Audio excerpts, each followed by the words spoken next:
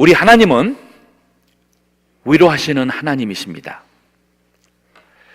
이사야서는 예수님 오시기 한 750년 전에 한 5, 60년 활동했던 선지자가 됩니다. 당시 하나님의 백성들이 우상을 섬기고 하나님을 떠나 죄를 범했기 때문에 이사야서 앞부분에서는 그 하나님을 떠나 우상 섬기는 그 죄에 대한 하나님의 심판의 경고가 있었습니다. 그리고 이제 40장서부터 마지막 전까지는 그들이 결국은 하나님을 끝까지 불순종하다가 하나님의 심판으로 멸망하게 될 것이나 하나님께서 그들을 다시 용서하고 그들을 회복해 주실 것을 말씀하며 하나님의 위로의 말씀이 이 이사야서 40장서부터 뒷부분에는 말씀이 주제가 바뀌게 됩니다. 그래서 오늘 여기 40장 1절에 있는 말씀의 내용처럼 하나님께서 비록 우리를 사랑의 매를 들어서 상하게 하시지만 그를 통해서 여호와 하나님을 바라보게 하고 위로하시는, 구원하시는 하나님 되심을 우리에게 알려주십니다. 이것이 신앙의 본질이에요. 우리 인간이 하나님을 깨닫지 못하고 죄를 범하기 때문에 어려움을 당하고 실패와 죽음 앞에 당할 때에 우리는 참된 하나님 앞에 회개하고 나오게 되며 하나님은 그러한 모든 사람을 용서하고 구원하시는 참 그 사랑의 하나님, 위로하시는 하나님이 바로 우리가 믿는 하나님이고 이것이 복음의 그 내용이기도 합니다. 오늘 본문의 말씀 보면은 이 위로하시는 하나님에 관련된 네 가지 말씀이 있어요. 그 1절과 2절 같은 경우에는 그 하나님의 위로에 대한 선포가 있고 그 바로 3절서부터는 그 하나님을 그 위로하러 오시는 그 하나님을 맞을 준비하는 것에 대해서, 그리고 왜 우리가 그 하나님의 위로가 필요한지, 마지막에는 위로하러 오시는 그 하나님의 임재, 그 하나님의 도래에 대한 말씀이 본문에 있습니다. 자, 이 말씀 가지고 우리 위로하시는 하나님에 대해 은혜 받고 또 우리가 이 하나님으로 새 힘을 얻고 살아가는 오늘 이 은혜 말씀이 되기를 원합니다. 자, 먼저 이 하나님 그 선포, 위로, 하나님의 위로에 대한 선포 내용이 여기 1절과 2절에 있어요. 너희 하나님이 가라사대 너희는 위로하라, 내 백성을 위로하라. 그 내용이 2절에 보니까 그러므로 정다이 예루살렘에 말하며, 정다이라는 것은 정감 있게 그리고 사랑스럽게 이 말씀을 하며 또 그것에게 외쳐 구하라. 그 복역의 때가 끝났고 그 죄악의 사함을 입었느니라. 그 모든 죄를 인하여 여호와의 손에서 배나 받았느니라 할지어다. 두 가지 하나님께서 우리를 위로하라가 선포하시면서 두 가지 말씀이 있었어요. 하나는 하나님의 심판의 때가 끝났다. 즉 죄로 인해서 하나님이 할 수 없이 기다리시다 사랑의 몽둥이를 들어서 아프게 하시지만 그 심판의 때가 끝났고, 또 그로 인해서 우리를 모든 죄에서 사함 즉 용서함 받았다는 이 말씀이 오늘 본문에 선포가 됩니다. 자, 우리 하나님 욥기 그 5장 17절부터 보게 되면은 그 욥이 참 큰 시험을 당하죠. 그 7남 3녀 10자매가 남매가 하루아침에 다 세상을 떠나게 되고 가진 모든 재산을 다 잃고 자신의 몸에도 심한 고통 가운데 있는 그 상황에 있을 때에 욥을 위로하기 위해 온 엘리바스 친구 한 분이 한 내용이 욥기 5장에 있어요. 그 내용은 문제가 있진 않은데 타이밍인 것 같아요. 욥이 그것을 받아들일 수 있는 아직은 시기가 아닌데 이 말을 한 것이 좀 아쉽긴 하지만 이 엘리바스의 말은 틀린 게 없습니다. 거기에 그가 이런 얘기를 합니다. 볼지어다 하나님께 징계받는 자에게는 복이 있나니 그런즉 너는 전능자의 경책을 업신여기지 말지어다. 하나님은 아프시게 하시다가 싸매시며 상하게 하시다가 그 손으로 고치시나니. 우리 하나님은 아프시게 하다가 싸매시고 상하게 하시다가 그 손으로 고치신다 그랬습니다. 위로의 하나님이죠. 또 욥기 5장 19절에 6가지 환난에서 너를 구원하시며 7가지 환난이라도 그 재앙이 내게 미치지 않게 하시며 라고 합니다. 우리 하나님은 우리가 죽음의 길을 가기 때문에, 사랑하기 때문에 저희를 6가지 환난을 보내주시지만 그 환난 가운데 저희들을 건져주시는 위로의 하나님 되십니다.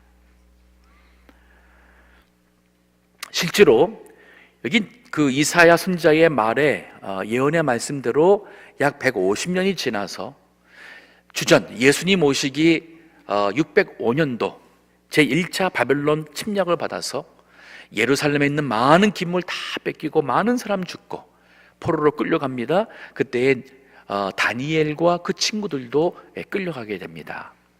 하지만 그들이 돌이키지 않음으로써 2차, 3차 침공을 통해서 유다는 나라를 잃어버리게 되고 다 끝난 줄 알았어요. 근데 하나님의 약속대로 70년이 지나서 주전 538년도에 수룹바벨의 인도하에 제1차 이스라엘 백성들이 약속의 땅으로 다시 돌아오는 역사적 사건이 있었습니다. 하나님의 위로예요.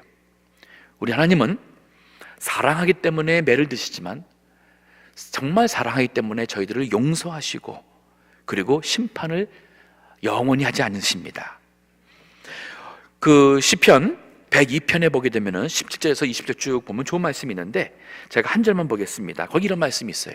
여호와께서 빈궁한 자의 기도를 돌아보시며 저의 기도를 멸시치 아니하시도다. 우리 하나님은 우리가 심히 연약한 위치에서 하나님을 바라보며 기도할 때에 그 기도를 주께서 돌아보신다 그랬어요. 그리고 그 하나님을 바라보며 기도하는 그 기도를 멸시치 않는다 그랬어요. 그런데 우리 하나님은 우리 성도들이 하나님을 향해서 기도하고 믿음으로 바라볼 때에 반드시 저희들을 회복하시고 위로해 주시는 그러한 분이 되십니다. 오늘 본문의 말씀 보면은 이 위로에 대한 그 선포가 있는가 하면 3절에서 5절까지는 그 위로를 받을 자의 그 마음 준비를 하게끔 합니다. 3절에 보면은 우리 이제 위로하러 주님이 오시게 되는데 하나님이 오시는데 우리가 준비할 것이 있어요. 3절에 봅니다. 외치는 자의 소리여 가로되 너희는 광야에서 여호와의 길을 예비하라. 사막에서 우리 하나님의 대로를 평탄케 하라. 사막이나 이 황야는 길이 없는 곳입니다. 즉 우리 인생은 사막으로 여기서 비교를 했고 또 광야로 비교를 했어요. 길도 없고 거기에는 우리가 살기에는 너무나도 힘들고 그리고 험악한 곳이 바로 우리 사막과 같은 인생이에요.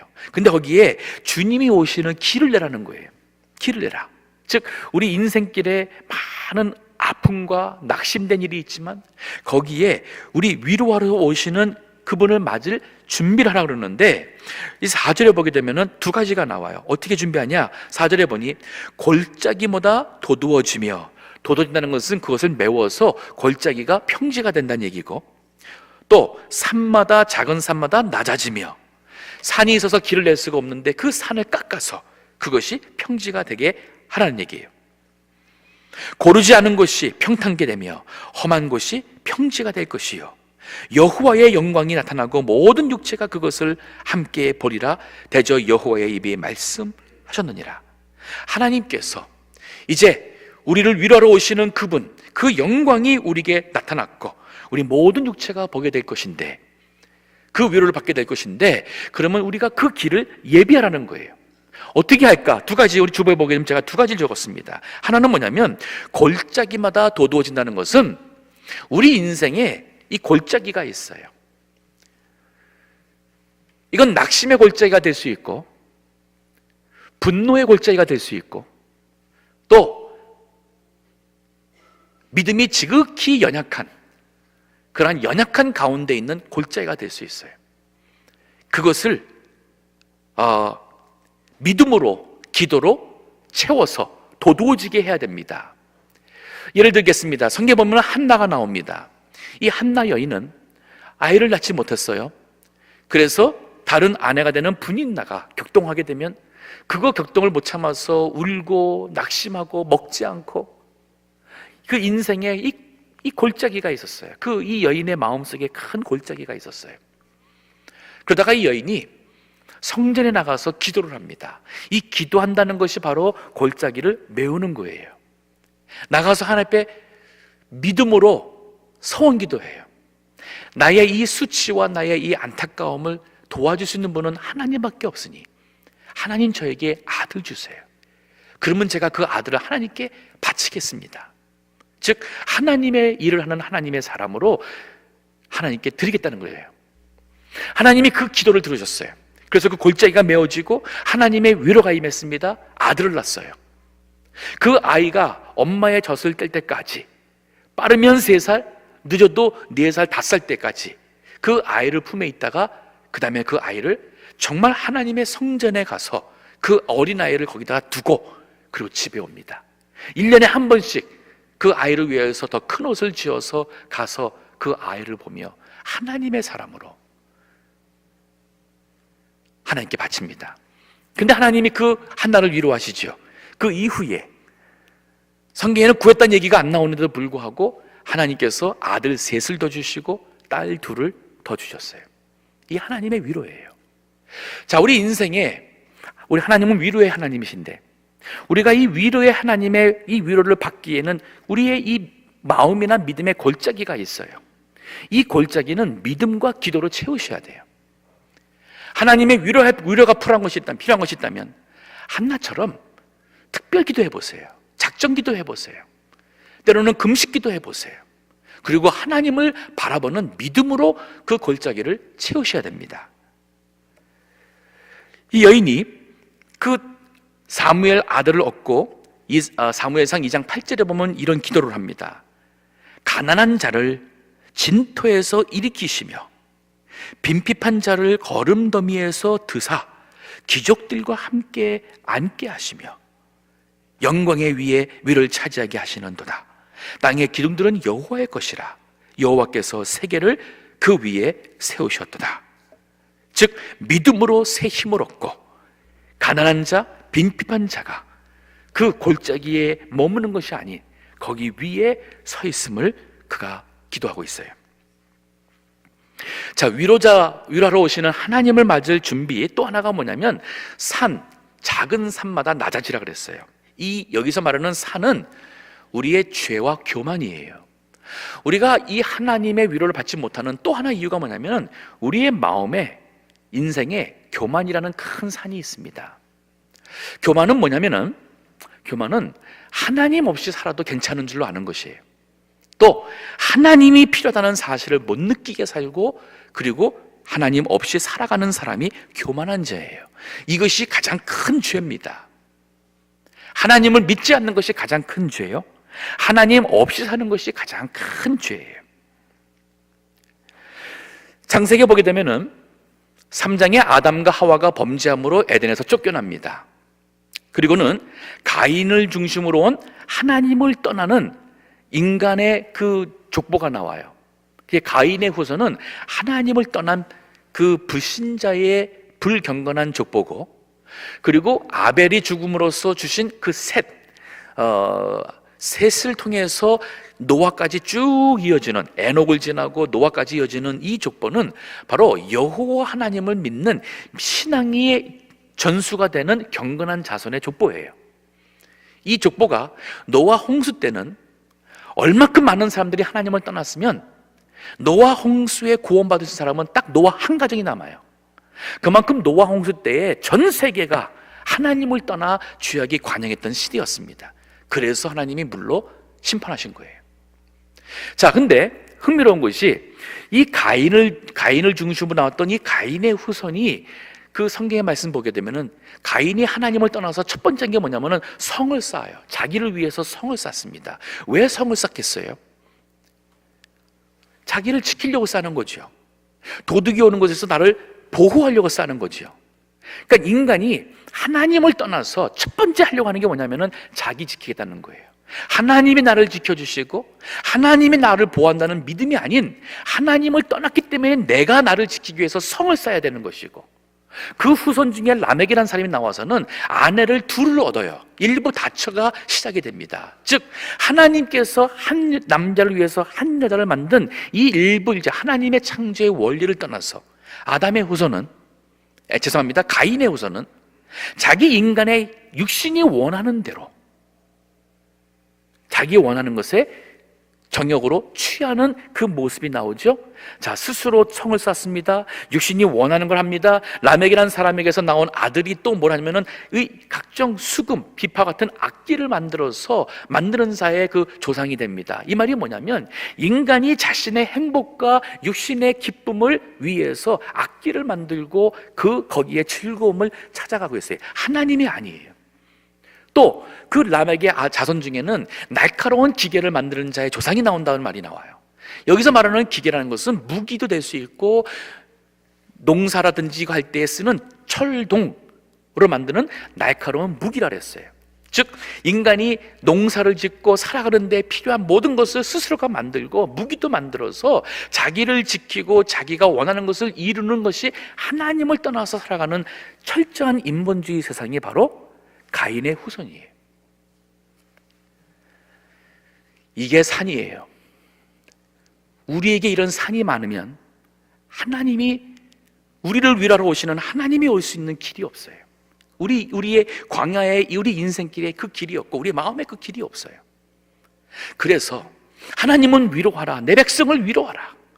그 위로하기 위해서 이제 하나님께서 그 모든 죄의 값을 다, 이제는 심판이 다 끝났고 이제 그 죄악을 다 사해 주시려고 주님은 그 위로자를 보내주시는데, 그것을 준비하기 위해서는 우리의 마음속에, 삶 속에 있는 이 불신과 불평과 분노와 낙심의 이 골짜기를 믿음과 기도로 채우시고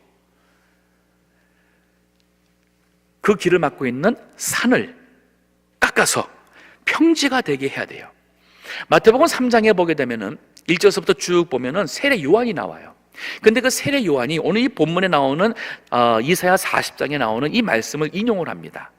그리고 본인이 바로 사막에서 주의 길을 예비하라 하는 사람이 바로 나다 하면서 스스로가 하면서 그 사람들에게 하는 거예요. 너희들이 회개하라, 주의 길을 예비하라 하는 이 말씀을 이사야서 40장을 세례 요한이 인용을 합니다. 그러면서 그 3장 뒤에 가서 보게 되면은 그가 이 죄 용서를 위해서 세례 받으러 오는 바리새인들과 서기관들을 향해서 세례 요한이 뭐라고 했냐면은 회개하라, 회개하라, 독사의 자식들아, 너희가 마음속으로 우리는 아브라함의 자손이라 하지 마라. 하나님께서는 이 돌들로도 아브라함의 자손을 만들 수가 있다. 그러면서 회개하라는 얘기를 해요. 즉 그들이 우리를 구원하러 오시는 그리스도를 통해서 하나님의 위로를 받게 하기 위해서는 회개가 없이는 안 되는 거예요. 오늘날 많은 분들이 교회에 오는데 회개가 없는 신앙생활 하는 사람들이 너무 많아요. 그러면 이 주님을 만날 수가 없습니다. 참된 믿음에는 회개가 항상 따라가게 돼 있어요. 그 회개의 첫 번째가 뭐냐면 내가 하나님 없이도 살 수 있다고 생각한 것을 회개해야 돼요. 하나님의 은혜로 되었는데 그것을 모르고 살았는 것을 하나님의 은혜인 것을 고백하는 것이 회개예요. 나를 죄에서 구원해 주시고 나를 이 죽음에서 영생으로 구원하시는 분은 오직 예수 그리스도를 믿음으로 하나님이 주신다는 이 믿음을 내가 모르고 살고 인정하지 않고 살던 것을 회개해야 돼요. 이게 회개예요. 거기에서 나오는, 그 다음부터 나오는 회개가 하나님 말씀대로 우리가 순종하며 말씀을 따라 의로운 사람으로 나아가는 그러한 성화를 이루게 됩니다. 이것이 바로 하나님의 위로를 받는 사람에게 필요한 준비예요. 자, 그런가 하면 오늘 본문에 이 하나님의 위로가 왜 필요한지 6절서부터 보면 그 말을 하고 있어요. 6절을 보세요. 말하는 자의 소리여 가로되 외치라. 대답하되 내가 무엇이라 외치리이까. 가로되 모든 육체는 풀이요 그 모든 아름다움은 들의 꽃 같으니 풀은 마르고 꽃은 시듬은 여호와의 기운이 그 위에 붐이라.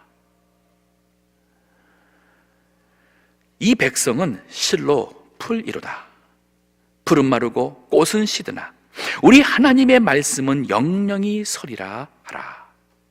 여기 지금 두 가지 얘기가 나와요. 하나는 뭐냐면 우리 인생은 풀이고 그 아름다움, 즉 영광은 꽃이 같다.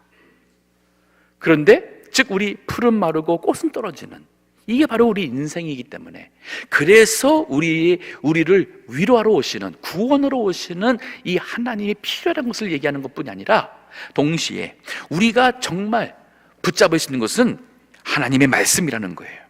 여기 8절에 그러죠. 풀은 마르고 꽃은 시드나 우리 하나님의 말씀은 영영이 서리라. 저는 이 본문의 말씀이 저에게는 참 의미가 있습니다. 왜냐하면 이 말씀이 제 인생을 변화시켰어요. 제가 처음 이민 왔을 때 우리 가정 예배를 드리면서 부친께서 이 본문의 말씀 가지고, 이 말씀이 그 베드로전서 신약의 1장 23절 보면은 이 말씀이 인용이 돼요. 즉 베드로도 이 본문의 말씀을 붙잡고 이 말씀을 가지고 참 피곤함이 있고 위험이 있고 또 믿음 때문에 어려움을 당하고 있는 이 성도들에게 이 세상에 있는 것들, 우리 육신은 다 풀과 같고 그 모든 영광은 풀의 꽃과 같다. 풀은 마릅니다. 언젠가는 말라요. 또 꽃은 반드시 떨어지게 되어 있습니다.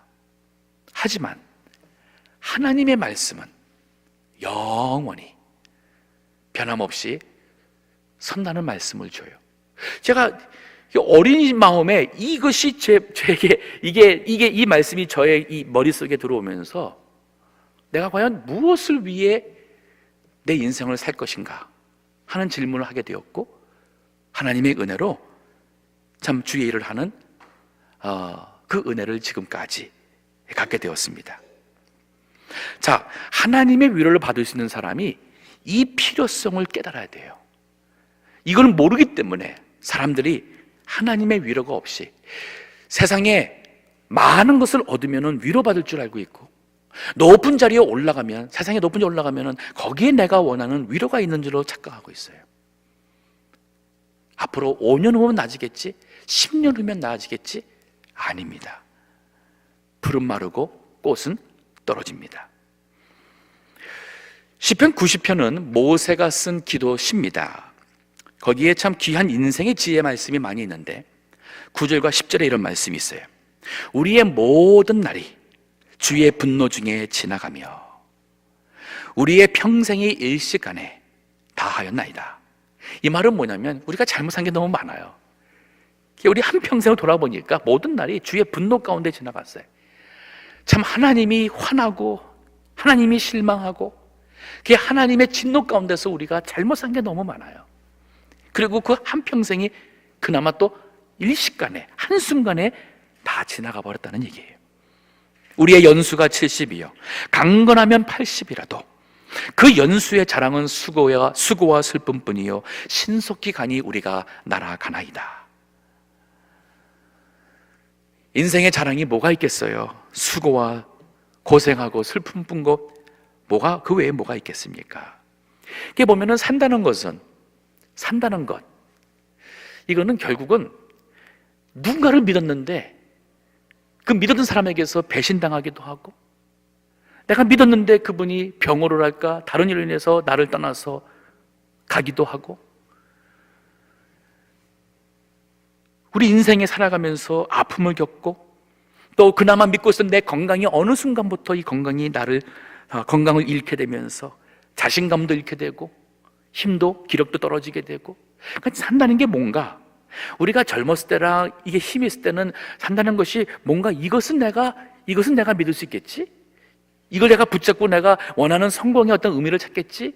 아마 그런 그 가운데서 그 내가 믿고 있었던 사람이나 믿고 있었던 것이나 건강이나 이 모든 것이 다 나를 떠나든지 없어지게 될 때에 비로소 인생이 둘 중에 하나예요. 한 길은 인생은 허무하다, 무의미하다 하며 인생의 참 그 슬픔을 느끼는 사람이 있는가 하면 동시에 그러기 때문에 그런 인생에서 내가 정말 붙잡을 수 있는 것은 하나님밖에 없다.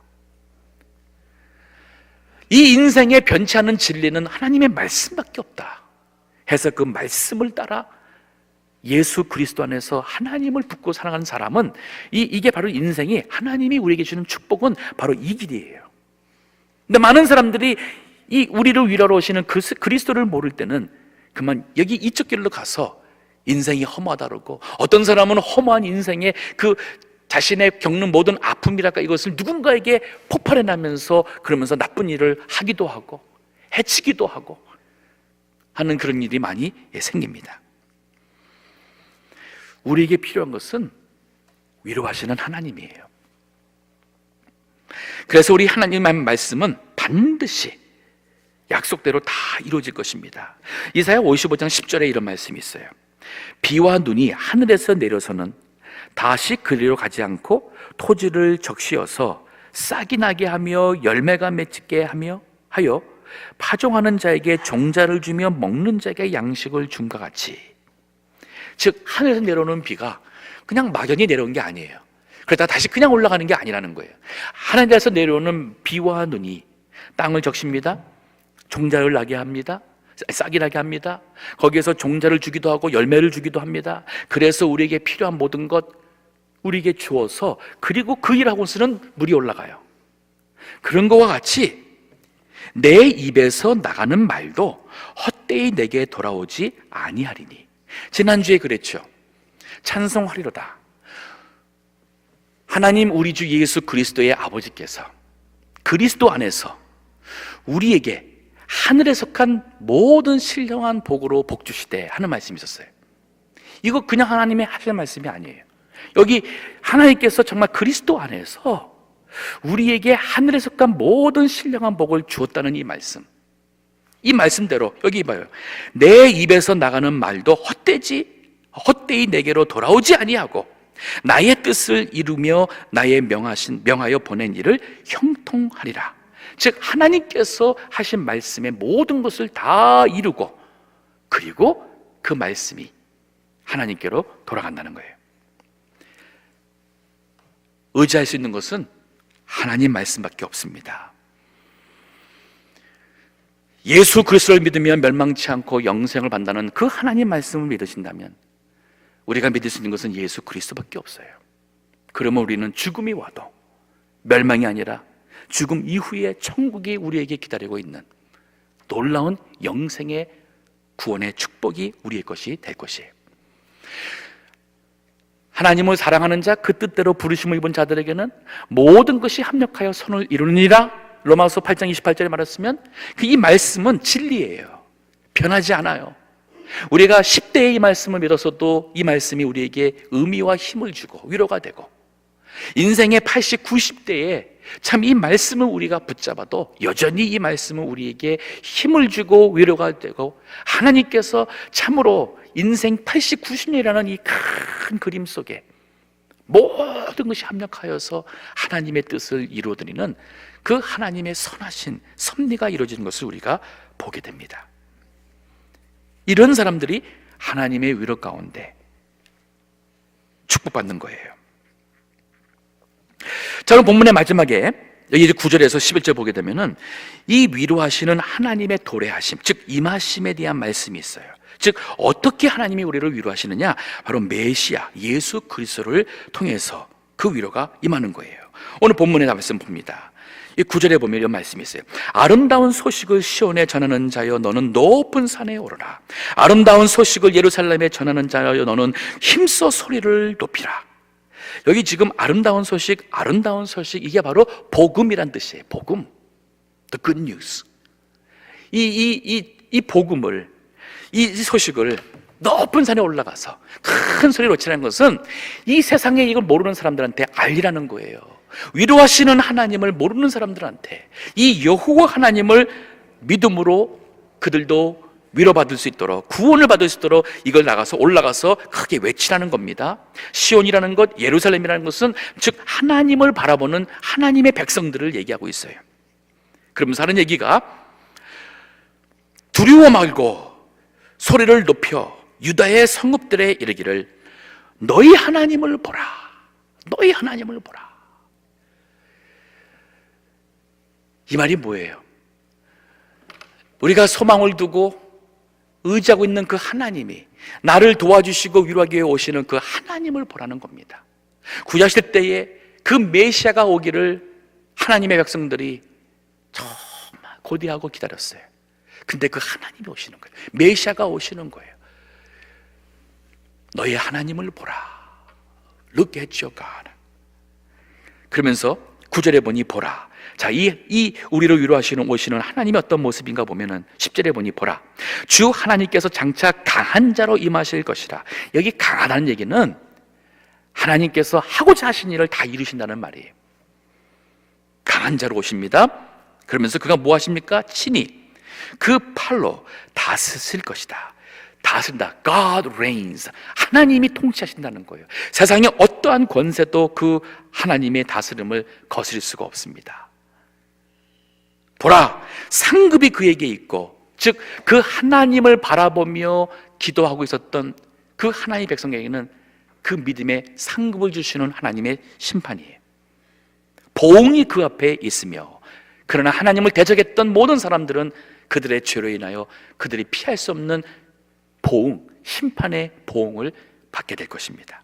저기 10절에서 말하고 있는 우리를 위로하러 오시는 하나님은 어떠한 분이냐면은 바로 공의로서 판단하시는, 다스리시며 상주시며 보응하실 자로 오십니다. 에베소서 1장 20절도 보면은 우리 예수님이 바로 이런 분이세요. 여기 보세요. 그 능력이 그리스도 안에서 역사하사. 자, 이 능력이 어떤 능력인가 보세요. 죽은 자들 가운데서 다시 살리시고 하늘에서 자기의 오른편에 앉히사. 자, 하나님께서 그리스도를 통해서 하신 일 보세요. 죽은 자들 가운데 살리는 능력이 있습니다. 하나님의 보좌에 앉혔습니다. 이게 바로 예수 그리스도에게 있는 능력입니다. 21절 보세요. 모든 정사, 권세, 능력, 주관하는 자와 이 세상뿐 아니라 오는 세상에 일컫는 모든 이름 위에 뛰어나게 하시고, 즉 예수 그리스도가 바로 그 위에 있는 분이시고, 또 만물을 그 발 아래 복종하게 하시고 그를 만물 위에 교회의 머리로 주셨느니라. 이 세상의 모든 것이 다 그리스도의 발 아래에 있습니다. 더 나아가서 이 만물 위에 교회의 머리로 그리스도가 있어요. 보세요. 우리 교회라는 것은 이 세상에 있는 자그마한 무슨 모임이 아니에요. 우리 예수 믿어서 구원받은 우리 거듭난 성도들은 하나님의 백성으로 이 세상 모든 것을 주관하시는 하나님 나라의 백성이고, 이 세상에 하나님 모르는 세상 나라 사람과 세상 나라와 세상 나라 사람들이 관계 속에서 이 모든 만물 위에 계시는 그리스도, 교회의 머리 대신 그리스도. 그렇다면 교회는 바로 만물 위에 있는 우리에게도 이러한 권세와 영광이 주어져 있어요. 이 하나님을 우리가 알 때에 위로가 있죠. 세상 사람들이 생각하는 그런 위로하고는 수준이 달라요. 수입이 배로 늘면은 아마 세상 사람들은 얼마나 기쁘겠습니까? 물론 우리도 기쁘죠. 하지만 그 기쁨은 오래가지 않습니다. 오래 가봐야 은퇴하면은 그 다음에는 그 기쁨은 없어질 수밖에 없어요. 하지만 하나님이 주시는 위로는 그러한 것으로 비교할 수가 없습니다. 자, 여기 또 오늘 위로하시는 하나님의 모습 보니까 이사야 40장 11절 보세요. 그는 목자같이 양무리를 먹이시며 어린 양을 그 팔로 모아 품에 안으시고 젖먹이는 암컷들을 온순히 인도하시리로다. 하나님이 우리를 먹여주시고 안아주시고 인도해 주신다 그랬어요. 즉 여기서 나오는 이 우리를 위로하시는 하나님의 모습은 사랑으로 우리를 품어주고 있어요. 자, 우리의 위로자 그리스도 안에서 우리를 위로하시는 하나님은 우리를 공의로서 판단해 주셔서 이렇게 우리를 힘들게 하고 우리를 참 나쁘게 어렵게 했던 그 모든 이 세상의 불의의 세력을 주님께서 다 심판해 주실 것이고, 믿음으로 살고자 했던 사람을 위로해 주실 뿐 아니라 하나님께서는 우리에게 사랑으로 인도하신다는 말씀을 하고 있습니다. 자, 오늘 이 본문의 말씀은 우리가 개인적으로만 위로하시는 하나님으로 보시면 너무 부족해요. 이 하나님은 교회에서도 역시나 우리 하나님은 위로하시며 모든 것을 통치하시고 뜻을 이루어가시는 하나님이셔요. 즉, 이 하나님 안에서 우리는 진정으로 위로받을 수 있어요. 하지만 이것은 나라와 민족, 세계 역사에도 하나님께서는 이 일을 해오시고 계십니다. 즉, 이사야서의 이 말씀이 이게 주전 그 750년 전쯤에 이 하신 말씀이 150년이 지나가지고 이스라엘 백성이 바벨론에게 멸망하게 됩니다. 다시 70년이 지나서 하나님께서 그 백성을, 나라를 다 잃었던 그 이스라엘 백성을 다시 하나님께서 약속대로 약속의 땅으로 오게 하시죠. 거기서 끝난 게 아니라 바로 이 말씀이 온 인류를 구원하실 메시아에 대한 약속이었고, 그 약속이 750년이 지나서 실제로 예수 그리스도가 왔고, 예수 그리스도 안에서 하나님께서는 이 역사, 위로의 역사를 계속 해오고 있어요. 우리 한국 사람들은, 여기 계신 우리 모든 분들은 이 역사의 목격자예요. 우리 한국 100여 년 전에 나라 잃었습니다. 우리 나라 잃었잖아요. 일본한테 잃었습니다.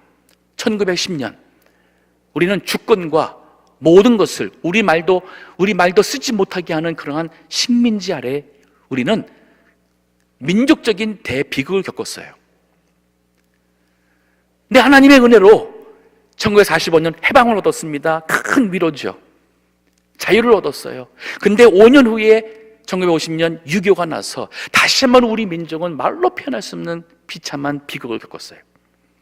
전쟁이 끝나고 그 가난했던 우리 민족이 지금 불과 한 반세기 지나서 우리 인류 역사에 차별하기 어려울 만큼 우리는 세계 어느 민족보다 더 뛰어나고 더 큰 복을 받은 민족이에요. 우린 그 바로 역사 속에 체험했습니다. 근데 재밌는 것이 우리 한국의 지난 100여 년의 역사는 복음의 역사예요. 1910년도 나라가 망하게 될 그 바로 3년 전에 1907년 우리 한국에 전국적으로 이 회개와 신앙 대부흥운동이 있었어요. 그 출발이 바로 평양에서부터 시작이 되었습니다. 장대현 교회에서 하나님의 백성들이 당시 얼마 안 됐지만은 그들이 나라를 위해서, 민족을 위해서, 그들이 우리가 우상을 섬기고 조상신을 제사 드리고 우리가 참 아내가 있으면서 첩을 두고 부자들 했던 이 우리의 모든 죄를 교회에서부터 회개하며 하나님 앞에 눈물로 부르짖으며 이 민족 살려달라고 기도하면서 우리 앞에 있었던 높은 산을 낮추며 우리에게 있었던 그 골짜기를 믿음과 기도로 채우며 그 위로의 하나님을 우리가 받았어요. 그렇기 때문에 1919년도 3.1운동 할 때 당시 실지 기독교인이 우리 그 한국에 뭐 한 3% 그 아래밖에 안 되는 얼마 안 된 소수였지만 그 3.1운동 하는 데에 이 나라의 이 독립과 이걸 위해서 실지 일했던 사람들은 3분의 2 정도가 다 기독교인들이었어요. 그 기도와 믿음의 역사가 우리에게 회방을 주었고 공산주의가 북쪽에 있었습니다. 하지만은 그 믿음을 지키기 위해서 그 북한에 있었던 많은 믿음의 참 우리의 선배들이 남한으로 내려왔잖아요. 내려와서 부산에 가서 고신 신학교를 세워서 거기에서 이 보수의 참 좋은 교역자들을 많이 했죠. 얼마나 우리의 이 역사가 6.25 이후에 그 가난과 함께 참 힘들 때에 얼마나 많은 성도들이 교회 나와서 하나님께 부르짖고 그런 가운데서 하나님 앞에 없는 가운데서 11조 드렸습니다. 예배당 건축할 때 얼마나 헌신적으로 했습니까? 참 교회 나와서 철야기도 했죠. 얼마나 눈물로 기도하고 우리 참 부모님들 참 하나님 앞에 자식을 헌신하며 드리며 그 뿌리가 그 심은 그 씨가 지난 반세기 동안 놀라운 우리 한국의 축복과 함께 우리 한국 교회도 세계에 정말 이렇게 비교할 수 있는 그런 예가 없을 만큼 한국 교회는 세계 선교와 많은 이 세계 다른 기독 나라의 본이 될 수 있는 그러한 교회로 하나님이 축복해 주셨어요. 우리는 하나님의 위로를 받은 사람들이에요. 우리는 하나님의 위로를 받은 크리스천들입니다. 여기서 우리가 이제 어떻게 할 것이냐, 이제부터 남은 여생, 앞으로 내 개인적으로나 교회적으로나 우리나라 민족이 위로하시는 하나님을 떠나면 안 돼요. 믿음에서 흔들리면 안 됩니다.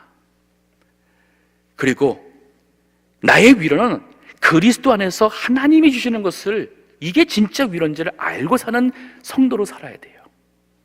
이 하나님을 떠나서 그만 세상 것으로 위로를 삼고 자랑을 삼고 그것으로 나의 생명을 삼다면 이게 바로 가인의 후손의 길을 가버리는 겁니다.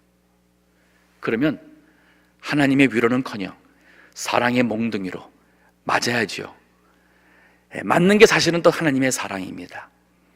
하지만 우리 하나님께서 그 때리심으로 우리를 다시 위로하시겠죠. 돌이키시겠죠. 하지만 그 길 가지 않고 이제 우리는 이 역사를 통해서 봤으니 이 하나님을 붙잡고 이제부터 남은 여생을 이 하나님, 나의 위로로 나의 소망으로 삼고 살아가시는 그러한 축복된 모든 성도 다 될 수 있기를 주의 이름으로 축원합니다. 기도하겠습니다.